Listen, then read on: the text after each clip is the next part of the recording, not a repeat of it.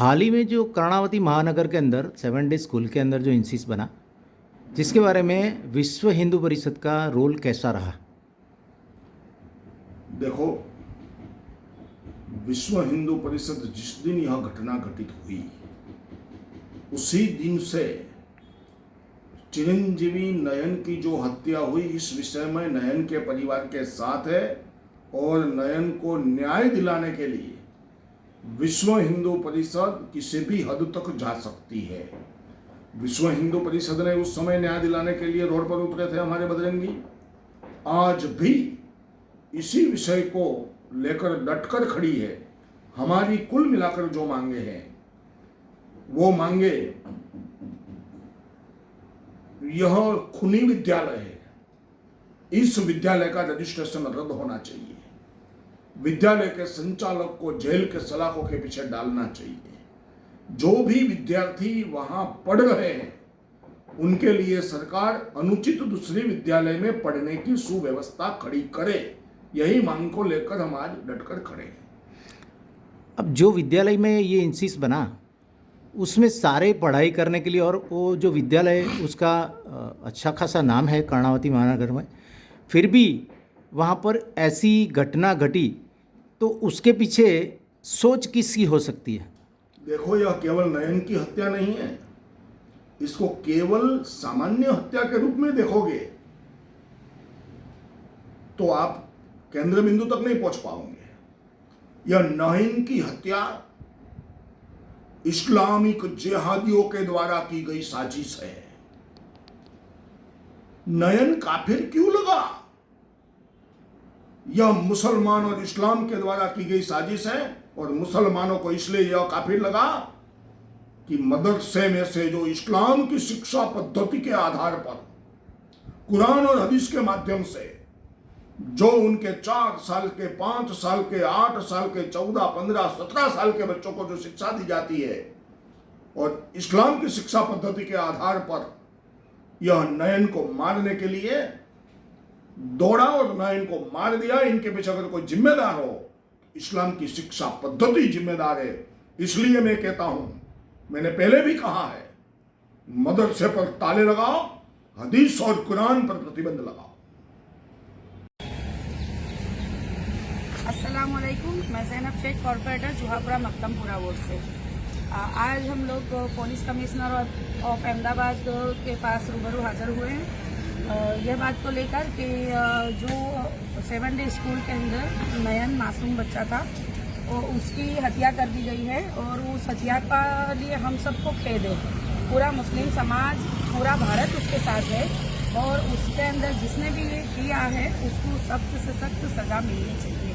ये 1 नंबर की बात है। 2 नंबर की बात ये है कि नयन के बेचने के अंदर कुछ असामाजिक तत्व ऐसे थे जो उसका राजकीय लाभ लेने के लिए वीएचपी के धर्मेंद्र भवानी करके हैं, उन्होंने उसके स्टेज पर जाकर जाहिर के अंदर आप सल्लल्लाहु अलैहि वसल्लम के लिए अनाप शनाप बोला है, अब शब्द का यूज किया है। तो इस तरह से मुस्लिम समाज ये चीज़ को बर्दाश्त कभी नहीं करेगा। और आप सल्लल्लाहु अलैहि वसल्लम को आज पूरी दुनिया मानती है, कुरान को पूरी दुनिया मानती है, और हम उनको मानने वाले हैं। वो हमारे प्रोफेट है, और किसी भी धर्म के कोई धर्म गुरु हो या कोई प्रोफेट हो, उसके बारे में गलत अल्फाज का इस्तेमाल करना गैर संवैधानिक है। तो इस तरह से वीएचपी के कुछ नेता राजकीय फायदा उठाने के लिए और गुजरात की और भारत देश की शांति को खत्म करने के लिए ये साजिश की गई थी, और एक बच्चे की मौत के ऊपर राजकीय तांडव किया गया।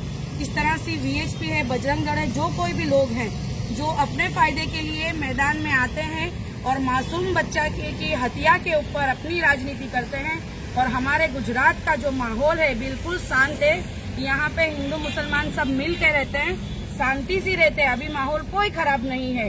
तो जो तपास का विषय है ये पुलिस करेगी तपास अपने हिसाब से, और हमने पुलिस कमिश्नर साहब से अर्ज किया है कि जो ये धर्मेंद्र भवानी है जिसने इस तरह से बोला है, तो उसके साथ जितने लोग थे उनके मोबाइल के टावर के लोकेशन के साथ सारों की तपास की जाए और उनको सख्त से सख्त सजा दी जाए, ताकि आइंदा आने वाले दिनों में कोई भी लोग हो जो आप सल्लल्लाहु अलैहि वसल्लम के खिलाफ और समाज के खिलाफ, मुस्लिम समाज के खिलाफ अनाप शनाप जाहिर में आके बोलते हैं तो उनके खिलाफ एक्शन ली जाए। और मैं हर संघवी जी से भी कहना चाहूंगी, आप हमेशा कहते हैं कि कायदे में रहोगे तो फायदे में रहेंगे, तो आप इसके अंदर भी एक्शन ले। जिसने ये कायदे का उल्लंघन किया है उसको ऐसा पाठ बनाया जाए कि आइंदा आने वाली नस्लें याद रखे कि ऐसा हम जाहिर में आके कभी नहीं बोलेंगे और गुजरात की शांति में बनी रहे हमारी।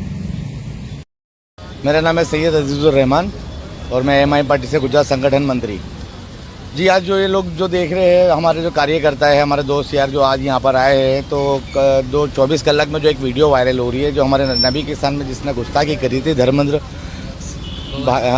भवानी जैसा एक व्यक्ति था जिसने असद यूज़ कराया और मतलब चालू स्टेज पर उसने एक तरवाल निकाल कर जो लहराई है, तो ये एक कानून के खिलाफ है। हम ये बोलना चाहते हैं कि हमारे नबी करीम सल्लल्लाहु ताला अलैहि वसल्लम के सामने और हमारे इस्लाम के विरुद्ध में उसने जो शब्द यूज़ करे उसके सामने कड़ी से कड़ी कार्रवाई होनी चाहिए।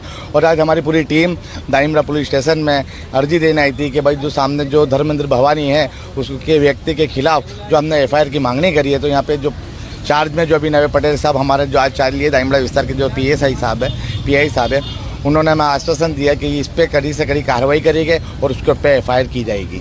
हिंदू मुस्लिम एकता की जो मिसाल ये है कि हमारे जो हिंदुस्तान में हिंदू मुस्लिम एकता के जो वार त्यौहार जो बनाते हैं, हम लोग साथ में मिलके बनाते हैं। कभी भी ऐसे कुछ भी जो हादसे नहीं बन रहे, हिंदू मुस्लिम समाज के जो दंगे फसाद नहीं हो रहे हैं, तो कई ऐसे लोग हैं जो दंगे फैलाना चाहते हैं कि चुनाव नज़दीक है। उनका एक मकसद ये होता है कि हमारी दुकान चलाने के लिए धर्म का नाम लेना, धर्म के विरुद्ध बोलना ज़रूरी है, तो ही इनकी दुकान चालू रहेगी।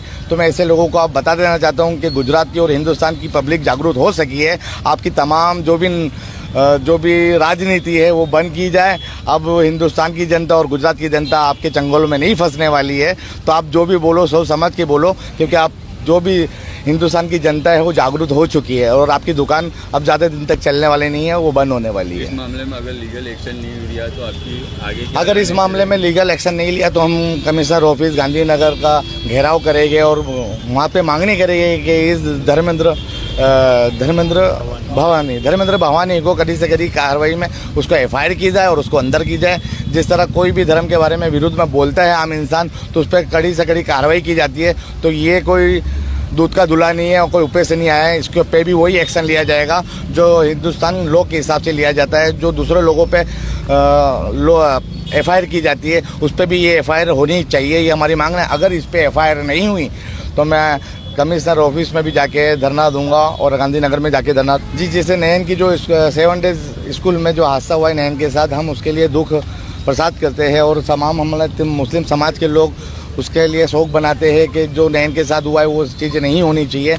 मगर कुछ लोग इसको एक धर्म के रूप पर बहकाना चाहते हैं और धर्म के नाम पर हिंदू मुस्लिम कराना चाहते हैं। तो मैं तमाम लोगों से, मेरे हिंदू भाइयों से, मैं गुजराती भाइयों से ये रिक्वेस्ट चाहूँगा कि ऐसे लोगों के भड़काव में मत आओ। हमारी जो एकता है वो एकता रहने दो और ऐसे लोग जो हादसा बन। पर मैं कहना चाहता हूँ, ए धर्मेंद्र भवानी, इस गोमतीपुर में कौमी एकता की मोहब्बत और कौमी एकता देख ले। कैमरामैन से कहूंगा ये कौमी एकता को दिखाए हमारे यहाँ की।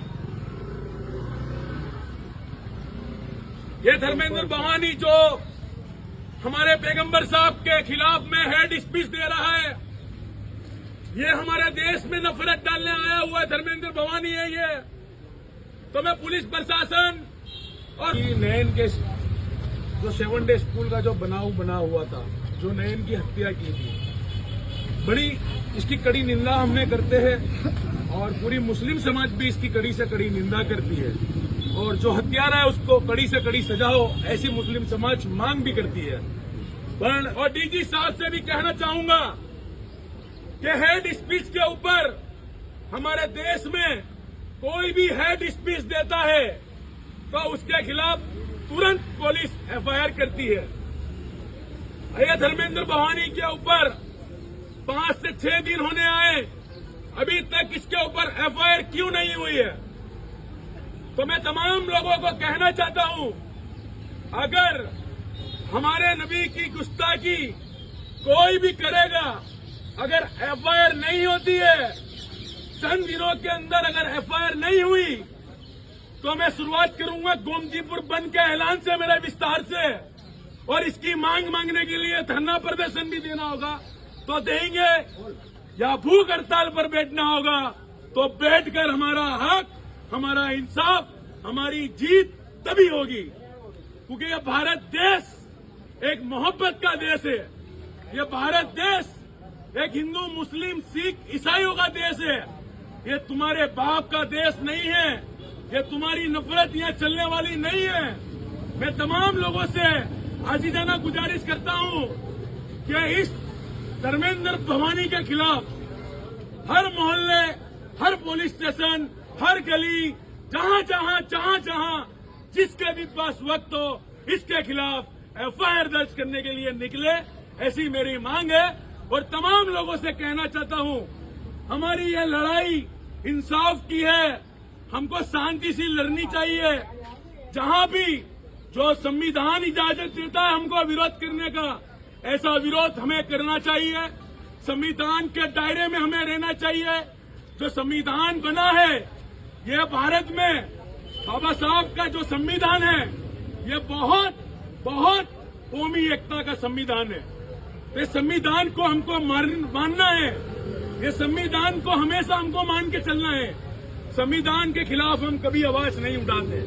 और ये धर्मेंद्र भवानी के ऊपर जल्द से जल्द एफआईआर हो, ऐसी में आज गोमतीपुर में से खड़े होकर बात कहना चाहता हूँ। डीजी साहब से दो हाथ जोड़ के गुजारिश करना चाहता हूँ कि जल्द से जल्द धर्मेंद्र भवानी पे एफआईआर हो तो हमारे देश की एका, हमारे देश का माहौल, हमारे देश का भाईचारा, हमारे देश का चैन और अमन शांति बना रहेगा। और मैं तमाम लोगों से गुजारिश करता हूँ, जहाँ भी एफआईआर करने जाए, जहाँ भी अर्जी करने जाए, तो तमाम लोगों से मैं गुजारिश करना चाहता हूँ, हमको कोई नारेबाजी नहीं करनी है। जो संविधान के हिसाब से उसके ऊपर गुनाह बनता है, उसी की मांग करनी है। मेरी बात को खत्म करता हूँ। जय हिंद, जय भारत और जय संविधान। चलिए, लो एंड ऑर्डर। आपने जो कहा, जो कुरान के बारे में, मदरसा के बारे में उन पे बैन लगना चाहिए, तो किस बात को लेके ये बात है? और आपका एक वीडियो गुजरात और कर्णावती महानगर में वायरल हुआ है, जिसके लिए मुस्लिम समाज के कई आगेवान पुलिस स्टेशन भी जा चुके हैं। आपके विरुद्ध में एफआईआर करने के लिए भी उनकी ताकीद है, सरकार से भी मिले और सरकार में भी ये रजूआत उन्होंने की है और आपके विरुद्ध में मोर्चा निकालने की भी बात कर रहे हैं। तो इस निवेदन की बात जो चल रही है, ये किस हद तक योग्य है? देखो, मैंने इसलिए कहा कि यह सामान्य हत्या नहीं है। 4 साल का, 5 साल का बालक 15, 16, 17, 14 साल का होता है। इस्लाम की शिक्षा पद्धति नयन की हत्या के लिए जिम्मेदार है। आज नयन की हत्या करने का विचार उसके मन में आता कहां से है? तो कुरान और हदीस के आधार पर मदरसे में इस्लाम का शिक्षा मिलता ही है, मुल्ला मौलवियों के द्वारा। और छोटा सा बालक नयन को काफिर समझकर मारने लगता है।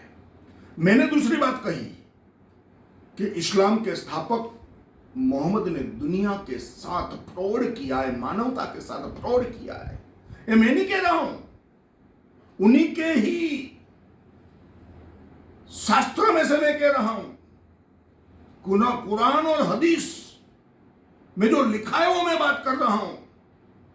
मैं आपके जरिए समाज को ज्ञात करवाना चाहता हूं और मुस्लिम समाज को भी कहना चाहता हूं, अरे भाई, आपके साथ बहुत बड़ा फ्रॉड हो गया है, बहुत बड़ी धोखाधड़ी हो गई है। मोहम्मद आपका रसूल नहीं हो सकता। मैं प्रमाण के साथ बोल रहा हूं। मैं आपके सामने ऐसे बहुत सारे प्रमाण आपको दे सकता हूं। मैं आपको बताऊं, भूतकाल में माननीय श्री ZS लोहार, यह मैजिस्ट्रेट है मेट्रोपॉलिटन कोर्ट के दिल्ली में, उसने जो कुरान के बारे में जो कहा, मैं केवल एक बात आपको पढ़ के बताना चाहता हूं। कोर्ट ने भी कुरान की आयतों के स्टडी के बाद कोर्ट ने जो कहा, कोर्ट ने कहा कि ऊपर आयतों में यह स्पष्ट होता है कि इन आयतों के आधार पर ईर्ष्या, देश, घृणा, छल, कपट, झगड़ा, लूटपाट, मारामारी और हत्या करने का इस्लाम आदेश देता है। जहां तक कुरान में से यह इस प्रकार की आयत दूर नहीं होती, तब तक समाज में झगड़े हुल्लड़ होते रहेंगे, आए दिन निर्दोषों की हत्या होती रहेगी। इसलिए मैंने कहा Islam is equal to anti humanity, अशांति का, अमानवता का अगर कोई पर्याय बना है तो कोर्ट भी कह रही है, मैं भी कह रहा हूं, कोर्ट भी कुरान की कुछ आयतों के आधार पर कह रही है, मैं भी कुरान की आयतों के आधार पर कह रहा हूं। अगर आपको इसके लिए डीप में अभ्यास करना है या डीप में जानकारी लेनी है तो आइए एक बार इसी विषय पर डिबेट हो जाए। श्रीमद् भगवद गीता मानवता का संदेश देती है, रामचरितमानस मानवता का संदेश देती है, वेद, उपनिषद, दर्शन शास्त्र मानवता का संदेश देते हैं, या कुरान, हदीस मानवता का संदेश देती है। हमने सर्व सुखिन संतु की बात की है, हमने राष्ट्र देवो भव की बात की है। इसी कुरान में एक भी जगह पर मेरी भारत माता की वंदना के लिए बात की है तो आप मुझे बताइए। भारत माता का पुत्र मुसलमान नहीं हो सकता, केवल और केवल सनातनी हिंदू हो सकता है। जो पूर्व जन्म में मानता है वही भारत माता का पुत्र हो सकता है। इसलिए मैंने ऑथेंटिक बात की है और मैंने जो कहा है वह कोई स्वीकार करे या न करे, मेरे बयान पर कोई पॉलिटिकल गेम करने के लिए जाता होगा, लेकिन मैंने जो कहा है वो सत्य है, सत्य है और सत्य ही है।